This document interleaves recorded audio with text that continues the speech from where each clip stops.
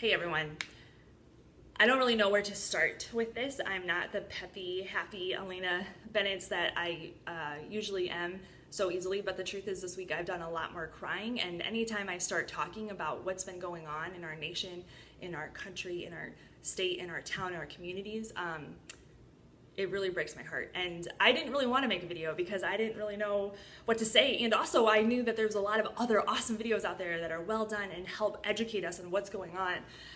But I've realized, and I can't get it out of my head, that I should help the students that are in my ministry and their families understand why, as fierce teens, we will continue to support Black Lives Matter. And unfortunately, I think I just ruffled some feathers there. And I want to do what I can to help be the bridge so that as the church we can unite and stand together instead of separate. There's been several things that I've read throughout the years. A while back I read a post by Lecrae, who's a rapper and loves Jesus, and I love his music. And he posted about why people say Black Lives Matter. And it really opened my eyes to the fact that they're not saying other lives don't. They're just saying they're mourning the loss of one of their brothers and sisters who unjustly died from people that were supposed to be protecting them. And then he explained how if somebody lost somebody from breast cancer and then they wanted to do a fundraiser to raise awareness, we wouldn't be like, well, you should raise awareness about everything, all the cancers. No, we totally would understand that that is an issue.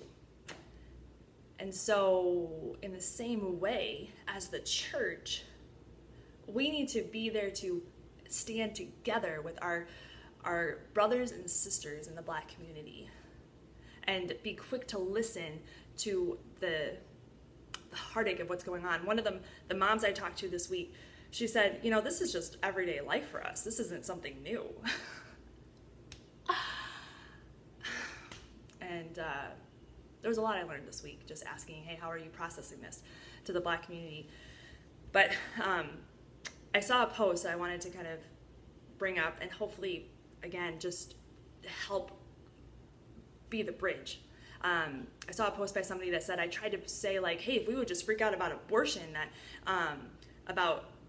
when we'd all get ruffled up about that, we could make a big difference about that. And then everybody was like, you're a racist, or I don't know. I don't really remember everything that said.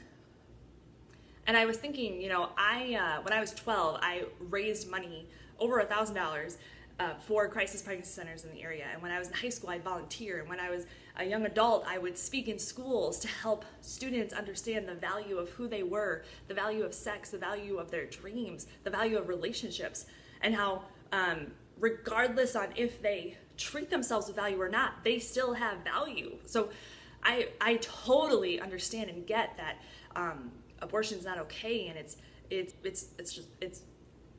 it breaks my heart as well. But I was doing something to raise awareness for crisis pregnancy centers, and people showed up and they were like, well, you should also be supporting those that need food. You should also be supporting those schools that need more funding. You should also be supporting compassion children and sponsoring kids. You should also be supporting the orphans and the widows. And we'd be like, no, that's not okay. Like, we're doing one thing right now. We're helping this one cause.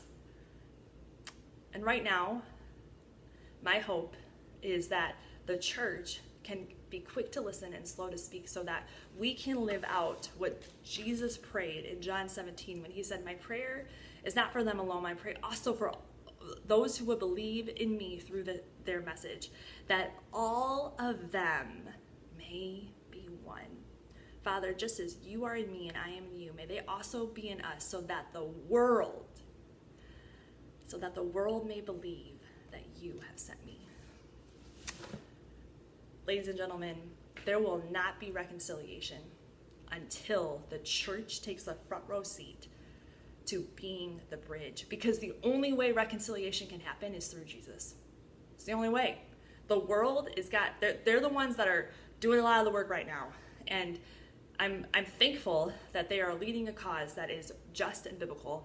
But until the church steps up and starts being quick to listen and slow to speak, starts setting aside their opinion, starts listening to people with different perspectives. Guys, nothing is going to change if white people just keep reading and posting white people's comments.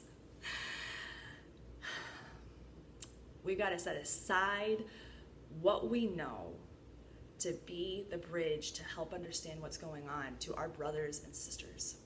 To our brothers and sisters who are created in God's image.